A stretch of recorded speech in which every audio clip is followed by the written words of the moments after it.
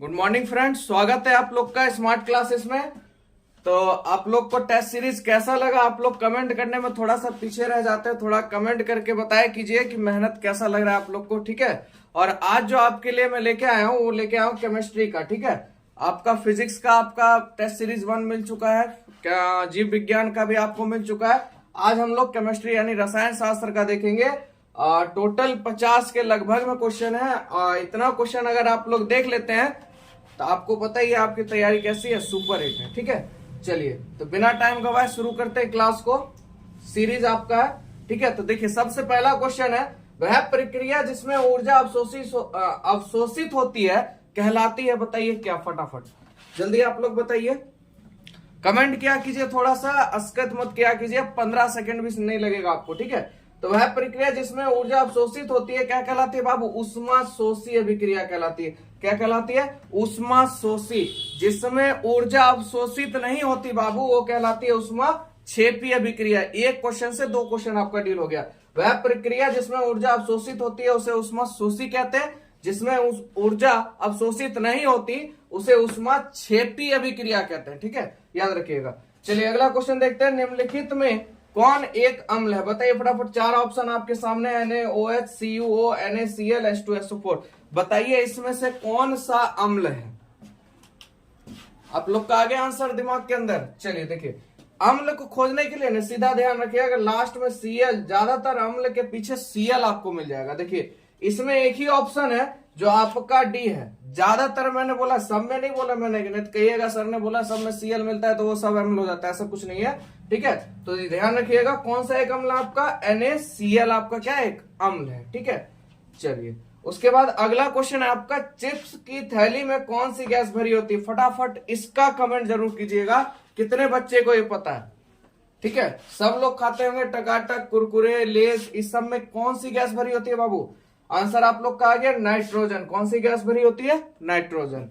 चलिए यहां तक हम उम्मीद है आप लोग का सही हो, और आगे का भी क्वेश्चन सही करिए, तभी पता चलेगा बिहार बोर्ड में आप कितना स्कोर कीजिएगा, ठीक है। चलिए अगला देखते हैं।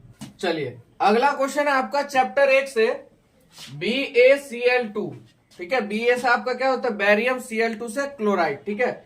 Na2SO4 सोडियम सल्फेट, ठीक है। और यहां बन गया बैरियम सल्फेट और सोडियम क्लोराइड। पूछ रहा है किस प्रकार की अभिक्रिया। देखिए यहाँ पे अगर थोड़ा सा आप लोग देखिएगा तो Cl2 जो क्लोरीन है ना, ये आयन देता है, ठीक है, आयन देता है। और ये SO4 भी क्या देता है आपको? आयन देता है। जब आयनों का विस्थापन होता है, देखिए यहाँ पे Ba जुड़ा हुआ था बाबू Cl2 के साथ, Ba जुड़ा हुआ था Cl2 के साथ, पर यहाँ देखिए आने के बाद Cl2 ने अभिक्रिया किससे कर ली? सोडियम से। और जो सल्फेट था इसने भी क्रिया किससे कर लिया? बैरियम से। किसके कारण? आयनों के कारण।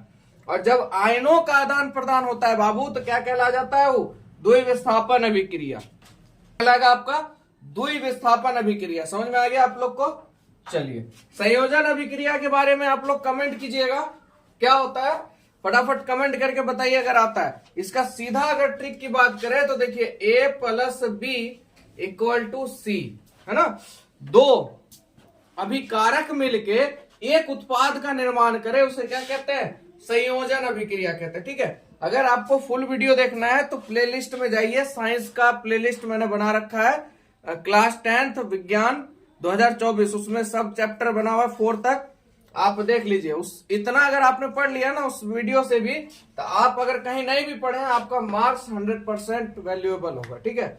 चलिए अगला क्वेश्चन देखते हैं बाबू, Zn + CuSO4, ठीक है, = ZnSO4 + Cu किस प्रकार की अभिक्रिया है? तो किस प्रकार की अभिक्रिया बताना है आपको? वियोजन अभिक्रिया, विस्थापन अभिक्रिया, संयोजन या द्विविस्थापन।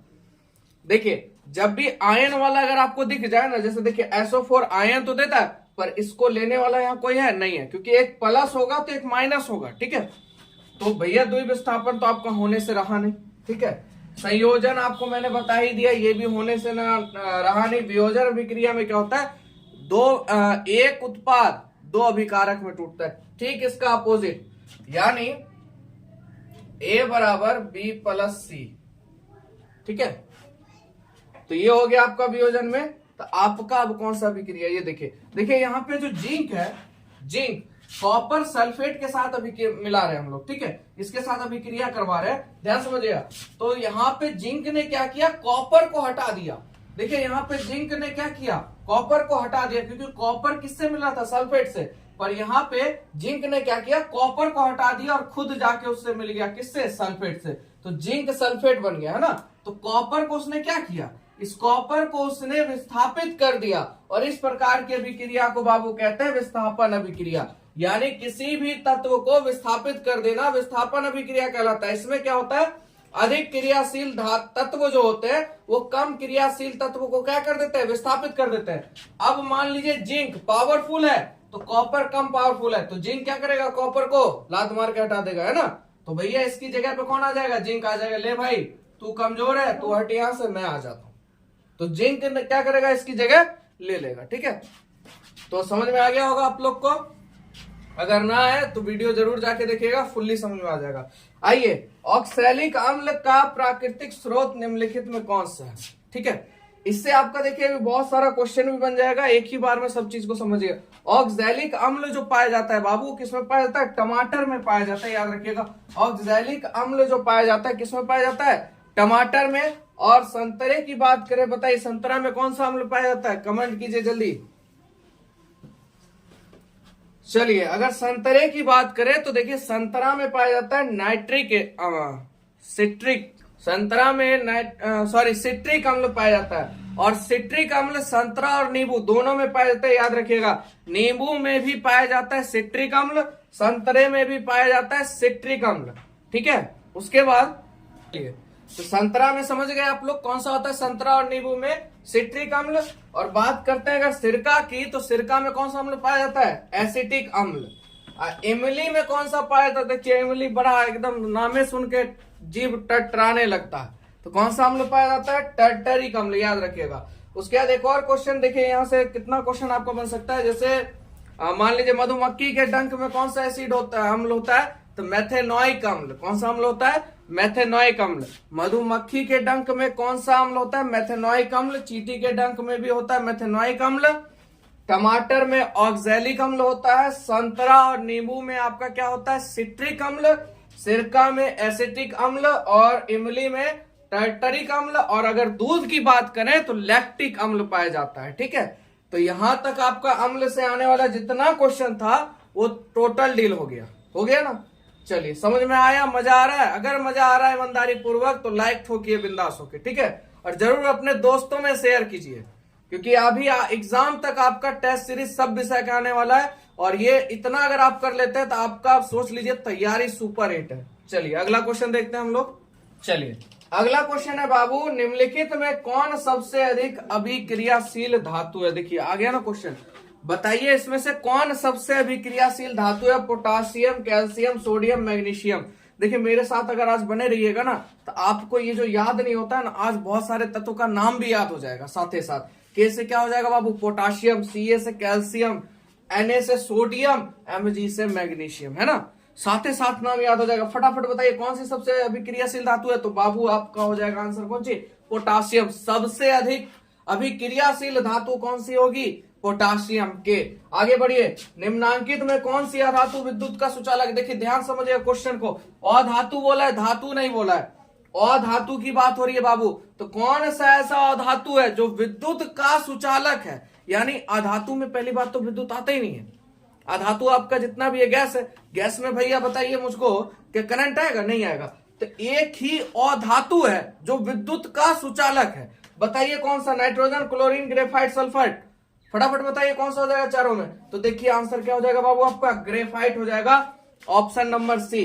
यानी ग्रेफाइट एक ऐसा अधातु है जो विद्युत का क्या है, सुचालक है, ठीक है। आगे आइए, बैटरी का अम्ल है, बताइए बैटरी में कौन सा अम्ल डाला जाता है। फटाफट बताइए, सांद्र H2SO4, सांद्र HNO3, सांद्र HCl। बताइए फटाफट, बैटरी का एसिड, जो बैटरी का पानी आप लोग कहते हैं, बैटरी वाला पानी जो कहते हैं आप लोग, वो बताइए उसका फॉर्मूला क्या है। देखिए बैटरी का जो अम्ल होता है उसे बाबू कहते हैं सांद्र H2SO4। क्या कहते हैं, सांद्र H2SO4, बैटरी के अम्ल को। चलिए मजा आ रहा है आप लोग को। चलिए और देख लेते हैं क्वेश्चन। अगला क्वेश्चन है 10 number, single bond C double bond किसके साथ ले रहा है? ऑक्सीजन के साथ, और सिंगल बॉन्ड H के साथ। तो बताइए इसका प्रकार्यात्मक समूह कौन सा है? कीटोन है, अल्कोहल है, एल्डिहाइड है या कार्बोक्सिलिक अम्ल है? बताइए इस चारों में से कौन सा हो जाएगा? तो देखिए इसका जो है ये जो प्रकार्यात्मक समूह जो है आपका, ये किस ग्रुप से है बाबू? एल्डिहाइड से। किससे? एल्डिहाइड से। ठीक है, आगे बात करके क्वेश्चन नंबर 11 की कली चूना का रासायनिक सूत्र क्या है? देखिए कली चूना क्या है, इसका एक और नाम है बुझा हुआ चूना। इसको बुझा हुआ चूना भी कहते हैं, याद रखिएगा। ठीक है, कली चूना का रासायनिक सूत्र, या क्वेश्चन आपको घुमा के पूछ सकता है बुझा हुआ चूने का रासायनिक सूत्र। तो देखिए याद रखिएगा CaOH2, शायद यही है कि नहीं है, CaCO3 या CaO या CaSCO3 बताइए फटाफट चारों में कौन सा हो जाएगा? चलिए क्या हो जाएगा? ये तो देखिए calcium carbonate, calcium hydrocarbonate, calcium oxide, और आपका क्या हो जाएगा? कली चूना कहिए या बुझा हुआ चूना का रासायनिक नाम हो जाएगा CaOH2। याद रखिएगा क्या हो जाएगा? CaOH2। चलिए प्लास्टर ऑफ पेरिस का रासायनिक नाम। देखिए ऐसा कोई एग्जाम नहीं गया जिसमें प्लास्टर ऑफ पेरिस का क्वेश्चन नहीं दिया। बिहार बोर्ड में अगर बात करें तो ये बिहार बोर्ड का ना नींव है एक तरह से, मानिए हर साल कोई भी साल, जिस टाइम हम भी दिए थे, ये प्लास्टर ऑफ पेरिस जो है ना, ये हर कोई सब एग्जाम रहेगा आपका 10th लेवल का, ये क्वेश्चन 100% आना ही तो आना है। ठीक है, एक तरह से मान लीजिए बिहार बोर्ड की प्रेमिका है। ठीक है, तो इसको लेना उसके लिए अनिवार्य है। तो चलिए प्लास्टर ऑफ पेरिस का रासायनिक नाम क्या? फटाफट आप बताइए और कमेंट में बताइए इसका सूत्र क्या है। किन बच्चे को पता है जरूर बताइए अभी तुरंत। ठीक है, अगर आप लोग वीडियो देख रहे हैं तो कोई दिक्कत नहीं, कमेंट में आराम से पढ़ लूंगा। देखिए calcium chloride, calcium sulphate, calcium sulphate monohydrate या कैल्शियम सल्फेट अर्धहाइड्रेट, बताइए। तो आगे आप लोग का आंसर देखिए, प्लास्टर ऑफ पेरिस का रासायनिक नाम जो हो जाएगा बाबू, क्या हो जाएगा? कैल्शियम सल्फेट अर्धहाइड्रेट। और इसका एक और नाम है, एग्जाम में अगर फंसा है तो फंसिएगा नहीं, हेमीहाइड्रेट। ठीक है, क्या हो जाएगा? हेमीहाइड्रेट।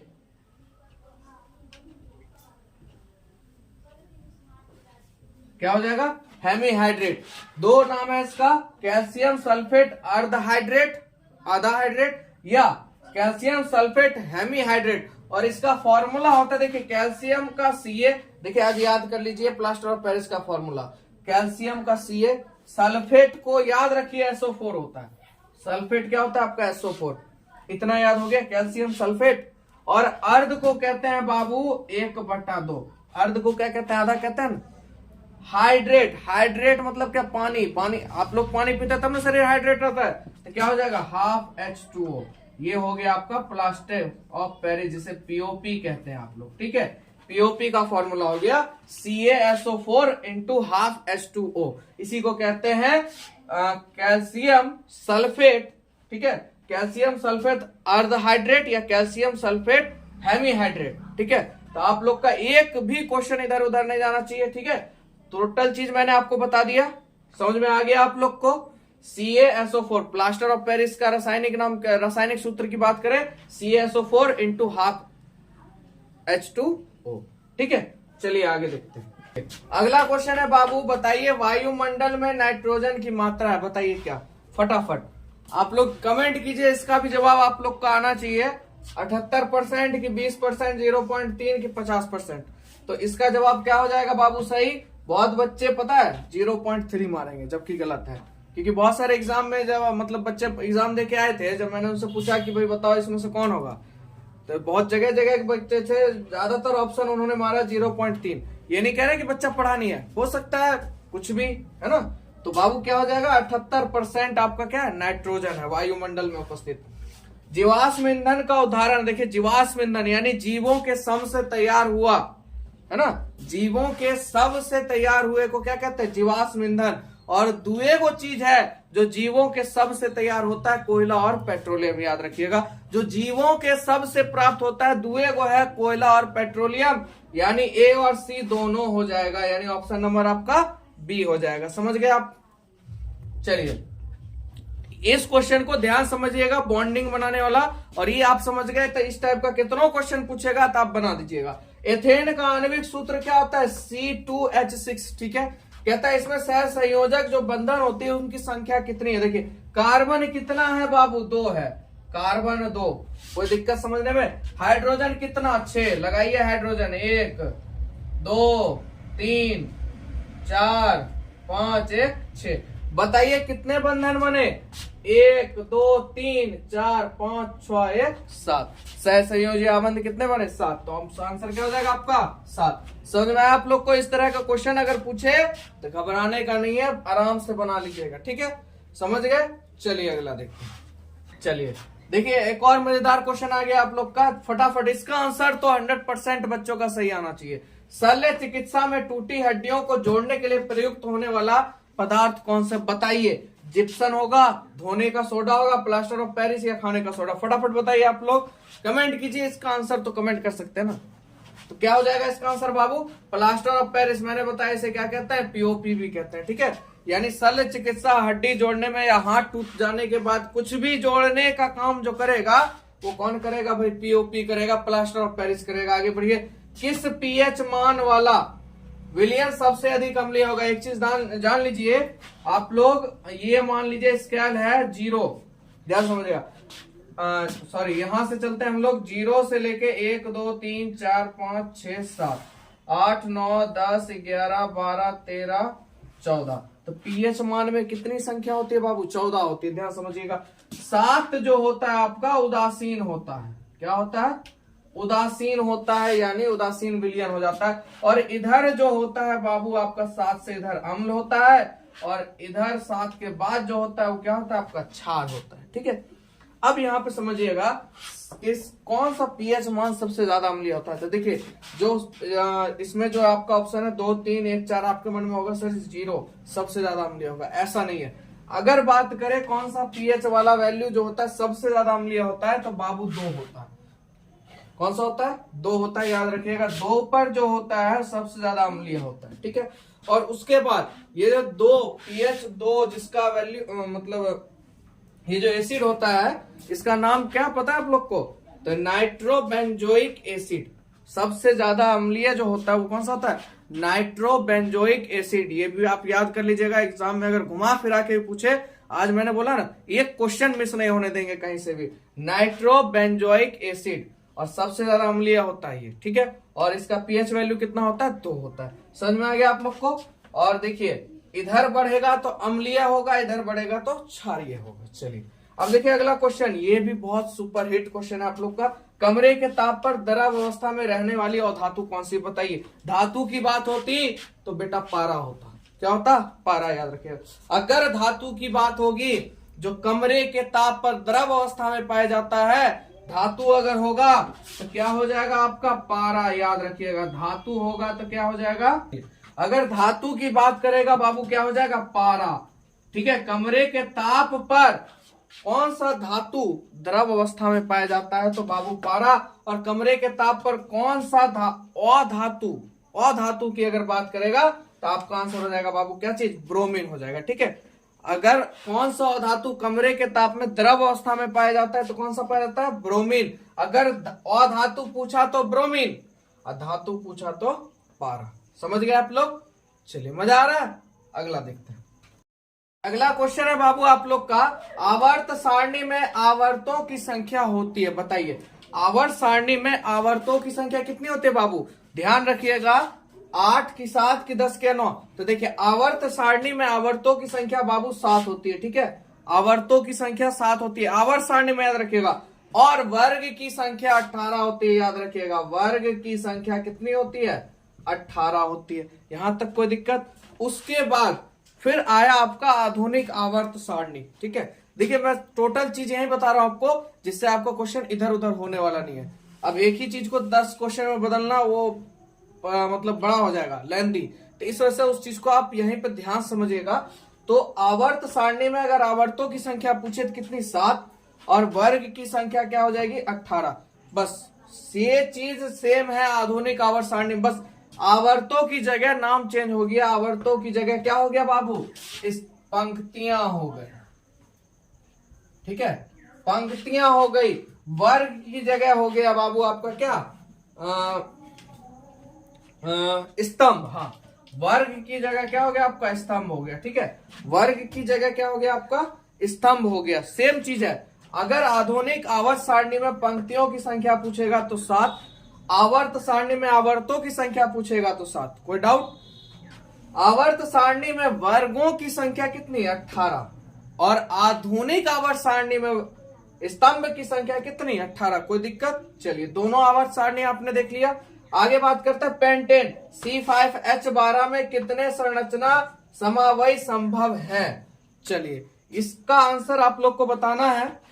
ठीक है, C5H12 में कितने संरचना समावयव संभव है, फटाफट बताइए। 3 2 5 4 कितने होंगे? कार्बन कितने हैं बाबू आपके? 5 है, तो 5 ही समावयव होंगे। संरचना समावयव संभव कितने होंगे? 5 होंगे। ठीक है, आगे बढ़ते हैं। दही में कौन सा अम्ल होता है? मैंने आपको अभी थोड़ी देर पहले बताया था, दूध में अम्ल है ना, तो कौन सा अम्ल होता है बताइए? Formic, tartaric, acetic, lactic. कौन सा होता है? तो लैक्टिक अम्ल होता है। ठीक है, दही में कौन सा अम्ल होता है बाबू? लैक्टिक अम्ल होता है। ठीक है, चलिए, यहां तक किसी को कोई दिक्कत? आगे देखिए। चलिए, अगला क्वेश्चन है बाबू, निम्नांकित में किस धातु को केरोसिन तेल में डुबो कर रखा जाता है? फटाफट बताइए। सोडियम, पारा, तांबा, सोना। तो कौन सा धातु है जिसे हम लोग किस में रखते हैं? केरोसिन तेल में डुबा के रखते हैं। तो बाबू सोडियम को। किसको? सोडियम को। ठीक है, आगे है, आयोडीन को निम्नलिखित में किस द्रव में घोलने से टिंक्चर आयोडीन बनता है? कौन सा आयोडीन बाबू? Tincture iodine.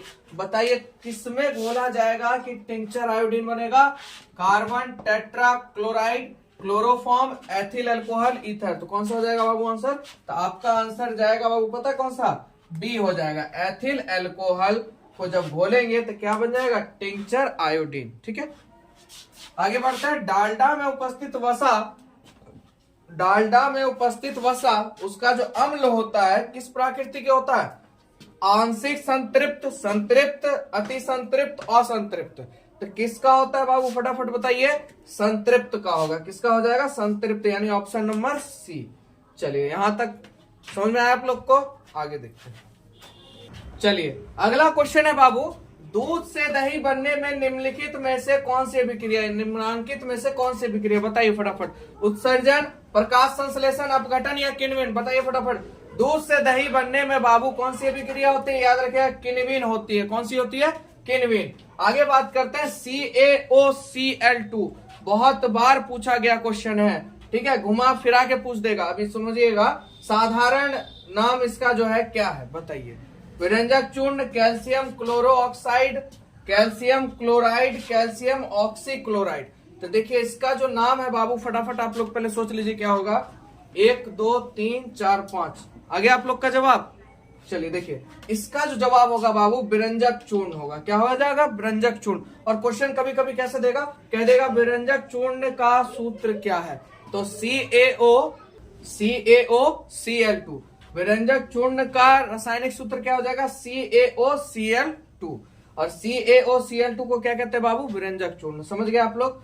ओजोन का आणविक सूत्र क्या है बताइए? सबसे आसान क्वेश्चन, इससे भी एक क्वेश्चन जरूर पूछता है। तो क्या हो जाएगा बाबू? O4 O5 O3 O2। क्या हो जाएगा? O3 हो जाएगा। ओजोन का आणविक सूत्र क्या हो जाएगा? O3। या पूछ देगा ओजोन में क्या गो ऑक्सीजन से जुड़ के बना है? 3 गो ऑक्सीजन से। याद रखिएगा, ऑक्सीजन के क्या गो मात्रा होता है ओजोन में? 3 गो मात्रा होता है। कहीं से भी घुमा फिरा के पूछे तो ऑक्सीजन में जान लीजिएगा 3 गो अणु। ठीक है, क्या अणु से मिलकर बना है? 3 अणु से मिलकर बना है। ऑक्सीजन के क्या अणु से मिलकर बना है ओजोन?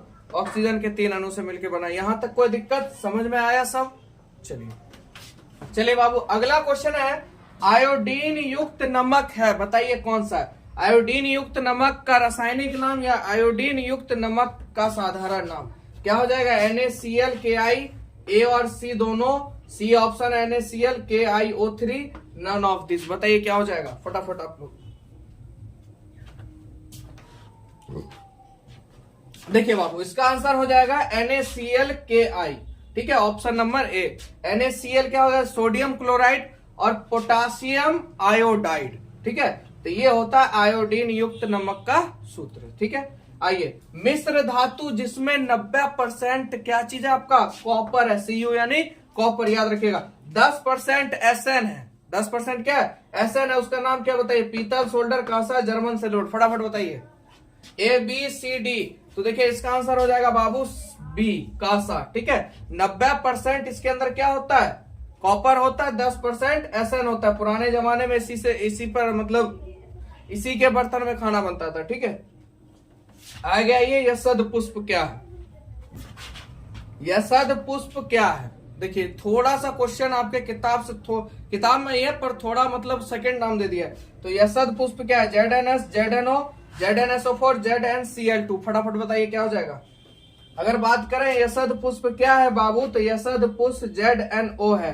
जिंक ऑक्साइड को ही हम लोग क्या कहते हैं? यशद पुष्प कहते हैं। ठीक है, यहां तक कोई दिक्कत नहीं, 30 तक आ गए। अगर यहां तक वीडियो में आप आ गए और लाइक नहीं दिए, ईमानदारी पूर्वक लाइक दे दीजिए। बहुत मेहनत लगता है वीडियो क्रिएट करने में और आप लोग के लिए बहुत मेहनत चल रहा है, ताकि आप लोग का अगर जो भी यूट्यूब से जुड़े हुए हैं, खासकर जो हर क्लास को देखते हैं, एक भी मिस नहीं कर रहे हैं, उनका भगवान की कृपा से रिजल्ट सुपर हिट आए, ताकि मेरा भी नाम हो और उसका भी नाम हो। चलिए अगला देखते हैं।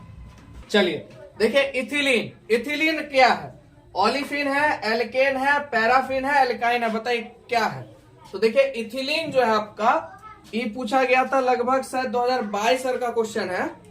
ठीक है, या 2022 या मान लीजिए 2023 में पूछा गया था ये क्वेश्चन, और बहुत बच्चे से गलती हो गया था क्योंकि बहुत आउटडेट क्वेश्चन दे दिया था। तो देखिए इथिलीन जो है क्या है? ओलिफिन है। कौन सी है? ओलिफिन है। ठीक है, आगे बात करते, देखिए इसका आंसर, किसी भी उदासीन विलयन का पीएच मान क्या होता है? बताइए। मैंने आपको बताया उदासीन विलयन का पीएच मान कितना होता है बाबू? 7 होता है। कितना होता है? 7। 7 से कम होगा अम्लीय, 7 से ज्यादा होगा तो क्षारीय। आगे बढ़ते हैं, निम्न में से प्राकृतिक सूचक कौन से हैं? देखिए यहां से आपके 2-3 क्वेश्चन फंस जाते हैं अम्ल और क्षारक चैप्टर से। देखिए यहां पे पूछ रहा है प्राकृतिक सूचक, तो प्राकृतिक सूचक में आपका हल्दी होगा कि मेथिल ऑरेंज होगा कि फेनोल्फथलीन होगा, या इनमें से कोई नहीं। तो देखिए अगर प्राकृतिक सूचक की बात करें बाबू, तो हल्दी होगा। क्या हो जाएगा? हल्दी। ये दोनों भी सूचक ही हैं, प्राकृतिक सूचक है। पर अगर यहाँ पे यही चीज लिखा रहता कि निम्न में से कौन सा कृत्रिम समझ रहे हैं, कृत्रिम सूचक है, तो आपका फेनोल्फथलीन और मेथिल ऑरेंज हो जाएगा। कृत्रिम यानी मानव निर्मित अगर बात करें सूचक की, तो आपका मेथिल ऑरेंज और फेनोल्फथलीन। समझ में आया? मानव निर्मित आपका मेथिल ऑरेंज और फेनोल्फथलीन। अगर प्राकृतिक सूचक की बात करें तो क्या हो जाएगा? आपका हल्दी हो जाएगा। और हल्दी जैसे ही अम्ल के संपर्क में आता है तो पीला हो जाता है, और क्षार के संपर्क में आता है तो कैसा हो जाता है? लाल हो जाता है। ठीक है, समझ में आ गया आप लोग को? चलिए अगला क्वेश्चन है बाबू आपका धोबिया सोडा। धोने का सोडा है, इसे ही कहते हैं, और धोबिया सोडा दोनों एक ही है। धोने का सोडा या धोबिया सोडा का रासायनिक सूत्र क्या है? बताइए। Na2CO3 into 10H2O, Na2CO3 into 7H2O, Na2CO3 into H2O, Na2CO3 और 5H2O। इससे आपका एक और चीज बन जाता है, जानते हैं? क्रिस्टलन का जल। जब किसी में जल के अणु जुटते हैं तो उसे क्या कहते हैं? क्रिस्टलन का जल। पढ़ा है वो चीज है। और देखिए धोबिया सोडा का रासायनिक सूत्र जो है बाबू, वो पता है आपका क्या हो जाएगा? हो जाएगा ऑप्शन नंबर ए, यानी Na2CO3 सोडियम कार्बोनेट इंटू जल के कितने अणु? 10 अणु। धोने का सोडा या धोबिया सोडा। समझ में आया आपको? जल के कितने अणु? 10 अणु। ठीक है, अगला क्वेश्चन है बाबू आपका, निम्नांकित में से कौन विजातीय यौगिक है? ये भी क्वेश्चन आपका फंसा दिया था, 2023 में पूछा हुआ है। संगमरमर, प्लास्टर ऑफ पेरिस, खड़िया, चूना पत्थर। बताइए कौन सा हो जाएगा? तो देखिए विजातीय यौगिक की बात करें बाबू, तो आपका प्लास्टर ऑफ पेरिस हो जाएगा। क्या हो जाएगा? Plaster of Paris. ठीक है, और दुनिया का मान लीजिए सबसे कठोर प्राकृतिक पदार्थ कौन सा? ये तो सबको पता होगा। प्लीज इसका कमेंट जरूर कीजिएगा कि पता चले बच्चे कितने कर रहे हैं। ठीक है, तो इसका प्राकृतिक पदार्थ, सबसे कठोर प्राकृतिक पदार्थ क्या होगा? लोहा ना होगा जी। लोहा इतना मजबूत धरती में कोई है नहीं है, तो आंसर क्या हो जाएगा आपका? लोहा। क्योंकि सोना चांदी तो भाई टेटार हो जाता है, लोहा बड़ा मजबूत होता है। लग रहा है आपको? ना मुन्ना ना। क्या हो जाएगा बाबू? हीरा हो जाएगा। ठीक है, सबसे कठोर प्राकृतिक पदार्थ हमारा क्या हो जाएगा? हीरा। और इससे एक और क्वेश्चन आपका बनता है, हीरे का अपवर्तनांक कितना है? तो देखिए अपवर्तनांक की बात करें तो 2.42। ठीक है, 2.42। हीरे का अपवर्तनांक कितना है? 2.42। दोनों क्वेश्चन आपका डील हो गया। और सबसे कठोर पदार्थ कौन सा है? हीरा। हीरे का अपवर्तनांक कितना होता है 2.42। ठीक है, चलिए अगला क्वेश्चन है बाबू, निम्नलिखित में से कौन ऊर्जा का अनवीकरणीय स्रोत है? बताइए, अनवीकरणीय स्रोत की बात कर रहा है। चलिए बताइए कौन सा ऊर्जा का अनवीकरणीय स्रोत है? तो देखिए, सूर्य नवीकरणीय स्रोत है, पवन नवीकरणीय, बहता पानी भी नवीकरणीय, एक गो है अनवीकरणीय, कौन सा? पेट्रोलियम। देखिए, कोयला और पेट्रोलियम ऐसे भी याद कर लीजिएगा, अनवीकरणीय स्रोत है। ठीक है, कोयला, पेट्रोलियम और प्राकृतिक गैस अनवीकरणीय स्रोत है। अनवीकरणीय का मतलब जिसका हमको भंडार पता हो या आने वाले स्थिति में, आने वाले समय में उसका भंडार क्या हो जाएगा, खत्म हो जाएगा, उसको दोबारा पर्याप्त नहीं किया जा सकता। नवीकरणीय का मतलब होता है जिसको हम पुनः किसी भी प्रक्रिया के द्वारा, उसको पुनः चक्रण के द्वारा हम वापिस ला सकते हैं। समझ में आ गया आप लोग को? अगला बात करते हैं क्वेश्चन नंबर 38 की, जीवाश्म ईंधन की ऊर्जा का वास्तविक स्रोत क्या है? बताइए, जीवाश्म ईंधन, आपको पता है जीवाश्म ईंधन का मतलब क्या है? जीवों का सम, जीवाश्म और ईंधन की बात हो रही है, उसको जो ऊर्जा मिलती है, ठीक है, उसको जो ऊर्जा मिलती है उसका वास्तविक स्रोत क्या? बताइए, चंद्रमा, नाभिकीय संलयन, सूर्य, नन ऑफ दिस। बताइए, ये माइंड ऑफ व्यू क्वेश्चन है कि देखिए, चंद्रमा से क्या ऊर्जा मिलेगी? नहीं मिलेगी। नाभिकीय संलयन से ऊर्जा कभी नहीं मिलेगी, ऊर्जा मिलेगी तो सिर्फ एक ही चीज से, सूर्य से मिलेगा। ठीक है, आगे है, जो दहन कर ऊष्मा उत्पन्न करता है उसे कहते हैं, या सीधा समझिएगा, जो दहन होने पर प्रकाश और ऊष्मा देते हैं उसे क्या कहते हैं? ईंधन कहते हैं। क्लास 8 में भी आप लोग पढ़े होंगे, जो दहन कर ऊष्मा उत्पन्न करता है उसे क्या कहते हैं? ईंधन कहते हैं। कोई दिक्कत बाबू समझने में? 39 क्वेश्चन आपका हो गया। आप लोग स्कोर बताते नहीं है, बेईमानी मत कीजिए। जो स्टूडेंट है, बाकी जो अदर देख रहे हैं कोई दिक्कत नहीं, कम से कम जो स्टूडेंट लोग देख रहे हैं या जो पढ़ के भी निकल गया, वो अपना स्कोर कीजिए कितना आप कर पा रहे हैं। ठीक है, और वीडियो प्रयास करें पूरा देखने का, आप ही लोग के लिए बनता है। ठीक है, चलिए आगे देखते हैं। चलिए बाबू, बस क्वेश्चन बहुत कम बचे आप लोग के लिए, 50 क्वेश्चन के लगभग मैंने आपको बोला था, 40 पे आ चुके हैं और यहां तक आ चुके हैं, तो थोड़ी देर और रुकिए, खत्म करके ही आज हटना है। ठीक है, मजा आ रहा होगा जरूर आप लोग को। चलिए, यूरो 11 का संबंध किससे है? बताइए, या यूरो सेकंड का संबंध किससे है? जल प्रदूषण से, मृदा प्रदूषण से, वायु प्रदूषण से, कि इनमें से कोई नहीं? फटाफट बताइए। तो देखिए, इसका आंसर हो जाएगा, यूरो सेकंड का जो संबंध था बाबू आपका वायु प्रदूषण से था। किससे था? वायु प्रदूषण से। आइए, निम्न में से कौन सा प्रबल क्षारक है? क्षारक की बात हो रही है, ध्यान रखिएगा, क्षारक की बात हो रही है, तो क्षारक के पीछे क्या लगता है बाबू? OH, ध्यान रखिएगा।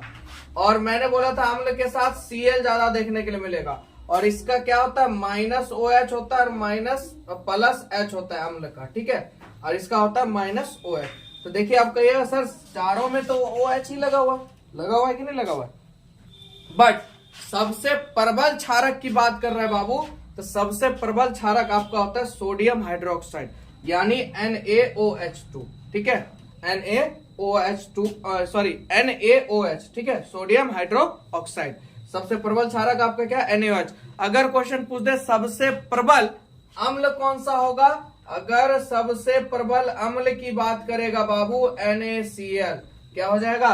NaCl, यानी सोडियम क्लोराइड। ठीक है, यहां तक कोई दिक्कत नहीं। आइए, शुष्क बर्फ का रासायनिक सूत्र क्या है? शुष्क बर्फ, जिसको ठोस कार्बन डाइऑक्साइड कहते हैं बाबू, तो क्या हो जाएगा?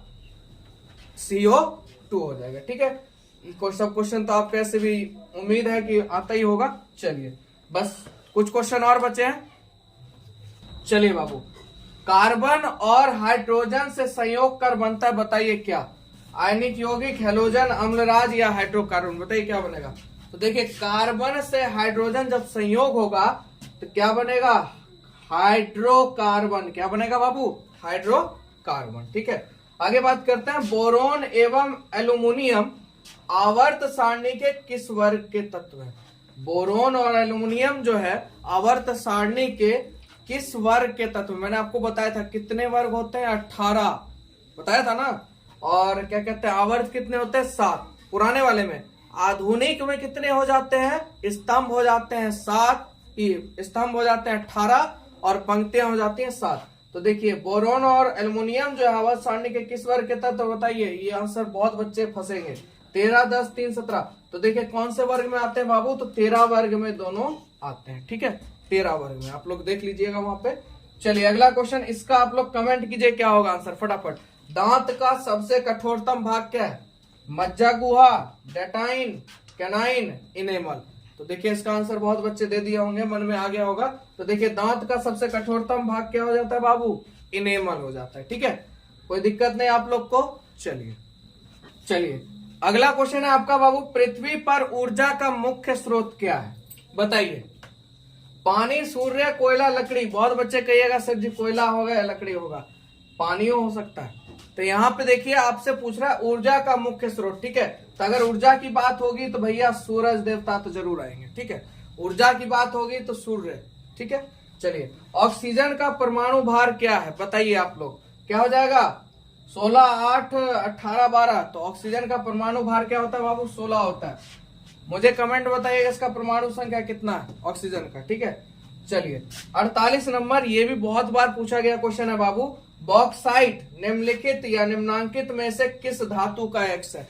बॉक्साइट जो है एक अयस्क है, किस धातु का अयस्क है वो बताना है। एल्युमिनियम, Hg, Zn, जिंक, आपका Fe जो भी है लोहा। ठीक है, या Hg मतलब शायद पारा हो जाता है, Hg पारा हो जाता है। लेड तो Pb हो जाता है, Hg पारा। बताइए तो बॉक्साइट जो है किसका अयस्क है बाबू? एल्युमिनियम का अयस्क है। ये जो अयस्क निकलता है किसका निकलता है? एल्युमिनियम में बॉक्साइट का अयस्क निकलता है। ठीक है,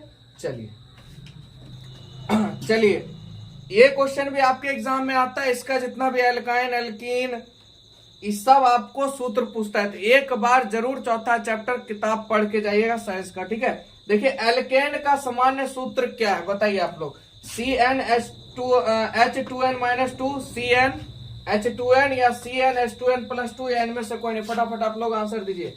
तो देखिए इसका आंसर हो जाएगा, एल्केन का सामान्य सूत्र क्या हो जाएगा? CnH2n+2 हो जाएगा। ठीक है, आगे बात करते हैं। लास्ट क्वेश्चन है आप लोग का 50 क्वेश्चन, मैंने बोला था 50 हो गया। ठीक है, Fe2O3 + 2Al = Al2O3 + 2Fe निम्नलिखित में से किस प्रकार की अभिक्रिया? बताइए आप लोग। विस्थापन, संयोजन, द्विविस्थापन की विघटन। देखिए अगर इसको बारीकी समझिएगा, लोहा ऑक्सीजन के साथ यहाँ अभिक्रिया कर रहा है, समझिएगा यहाँ से। लोहा जो ऑक्सीजन के साथ अभिक्रिया कर रहा है, पर यहाँ पे एल्युमिनियम इसके साथ है, तो यहाँ पे लोहे को क्या किया इसने? एल्युमिनियम ने हटा दिया। एल्युमिनियम ने ऑक्सीजन के साथ क्या कर लिया? अभिक्रिया। ध्यान समझिएगा, ये एल्युमिनियम था, है ना, लोहा था। लोहा देखिए कहाँ चला गया? अलग हो गया, जगह छोड़ दिया। लोहा था किसके साथ? O3 के साथ, पर अब O3 के साथ कौन है? एल्युमिनियम। तो यहाँ पे क्या हो रहा है? विस्थापन हो रहा है। तो इस प्रकार की अभिक्रिया को क्या कहेंगे बाबू? विस्थापन। तो आप लोग को अगर कहीं दिक्कत नहीं हुआ, अच्छे समझ में आया, तो जरूर आप लोग वीडियो को सपोर्ट करें, इसी तरह फैमिली को बना के रखें और थोड़ा मेहनत कीजिए, थोड़ा सब्सक्राइबर और क्या कहते हैं व्यूज दीजिए। सपोर्ट देने के लिए बहुत बहुत शुक्रिया।